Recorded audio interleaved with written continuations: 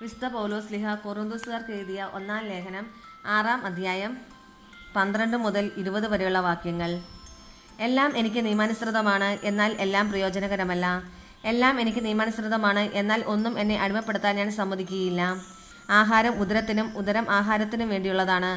ദൈവം ഇവ രണ്ടിനെയും നശിപ്പിക്കും. ശരീരം ദുർവൃത്തിക്ക് വേണ്ടിയുള്ളതല്ല, പ്രത്യുത ശരീരം കർത്താവിനും കർത്താവ് ശരീരത്തിനും വേണ്ടിയുള്ളതാണ്. ദൈവം കർത്താവിനെ ഉയർപ്പിച്ചു, അവിടുത്തെ ശക്തിയാൽ നമ്മയും അവിടുന്ന് ഉയർപ്പിക്കും. നിങ്ങളുടെ ശരീരങ്ങൾ ക്രിസ്തുവിൻ്റെ അവയവങ്ങളാണെന്ന് നിങ്ങൾക്ക് അറിഞ്ഞുകൂടെ? ക്രിസ്തുവിൻ്റെ അവയവങ്ങൾ എനിക്ക് വേശ്യയുടെ അവയവങ്ങളാക്കാമെന്നോ? ഒരിക്കലുമില്ല. വേശ്യയുമായി വേഴ്ച നടത്തുന്നവൻ അവളോട് ഏക ശരീരമായി തീരുന്നുവെന്ന് നിങ്ങൾക്ക് അറിവുള്ളതല്ലേ? എഴുതപ്പെട്ടിരിക്കുന്നത് പോലെ അവർ ഇരുവരും ഒരു ശരീരമായി തീരും. കർത്താവുമായി സംയോജിക്കുന്നവൻ അവിടുത്തോടെ ഏക ആത്മാവായി തീരുന്നു. വ്യഭിചാരത്തിൽ നിന്ന് ഓടി അകലുവിൻ. മനുഷ്യൻ ചെയ്യുന്ന മറ്റ് പാപങ്ങളെല്ലാം ശരീരത്തിന് വെളിയിലാണ്. വ്യഭിചാരം ചെയ്യുന്നവനാകട്ടെ സ്വന്തം ശരീരത്തിനെതിരായി പാപം ചെയ്യുന്നു. നിങ്ങളിൽ വസിക്കുന്ന ദൈവദത്തമായ പരിശുദ്ധാത്മാവിൻ്റെ ആലയമാണ് നിങ്ങളുടെ ശരീരമെന്ന് നിങ്ങൾക്ക് അറിഞ്ഞുകൂടെ? നിങ്ങൾ നിങ്ങളുടെ സ്വന്തമല്ല, നിങ്ങൾ വിലയ്ക്ക് വാങ്ങപ്പെട്ടവരാണ്. ആകയാൽ നിങ്ങളുടെ ശരീരത്തിൽ ദൈവത്തെ മഹത്വപ്പെടുത്തുവിൻ. നമ്മുടെ കർത്താവായ മിശിഹായ്ക്ക് സ്തുതി. വിശുദ്ധ യോഹന്നാൻ അറിയിച്ച സുവിശേഷം 6-ാം അധ്യായം 37 മുതൽ 44 വരെയുള്ള വാക്യങ്ങൾ.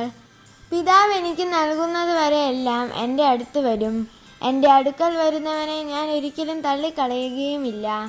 ഞാൻ സ്വർഗത്തിൽ നിന്ന് ഇറങ്ങി വന്നിരിക്കുന്നത് എൻ്റെ ഇഷ്ടം പ്രവർത്തിക്കാനല്ല, എന്നെ അയച്ചവന് ഇഷ്ടം നിറവേറ്റാനാണ്.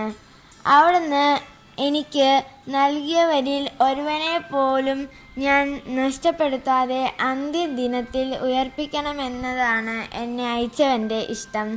പുത്രനെ കാണുകയും അവനിൽ വിശ്വസിക്കുകയും ചെയ്യുന്നവനാരോ അവന് നിത്യജീവൻ ഉണ്ടാകണമെന്നതാണ് എൻ്റെ പിതാവിൻ്റെ ഇഷ്ടം. അന്ത്യദിനത്തിൽ അവനെ ഞാൻ ഉയർപ്പിക്കുകയും ചെയ്യും. സ്വർഗത്തിൽ നിന്ന് ഇറങ്ങി വന്ന അപ്പം ഞാനാണ് എന്ന് അവൻ പറഞ്ഞതിനാൽ യഹൂദർ അവനെതിരെ പിറുപിറുത്തു. അവർ പറഞ്ഞു, ഇവൻ ജോസഫിൻ്റെ മകനായ യേശു അല്ലേ? ഇവൻ്റെ പിതാവിനെയും മാതാവിനെയും നമുക്കറിഞ്ഞുകൂടെ? പിന്നെ എങ്ങനെയാണ് ഞാൻ സ്വർഗത്തിൽ നിന്ന് ഇറങ്ങി വന്നിരിക്കുന്നു എന്ന് ഇവൻ പറയുന്നത്? യേശു അവരോട് പറഞ്ഞു, നിങ്ങൾ പരസ്പരം പിറുപിറുക്കേണ്ടതില്ല. എന്നെ അയച്ച പിതാവ് ആകർഷിച്ചല്ലാതെ ഒരുവനും എൻ്റെ അടുക്കലേക്ക് വരാൻ സാധിക്കുകയില്ല. അന്ത്യദിനത്തിൽ അവനെ ഞാൻ ഉയർപ്പിക്കും. നമ്മുടെ കർത്താവായ മിശിഹായ്ക്ക് സ്തുതി.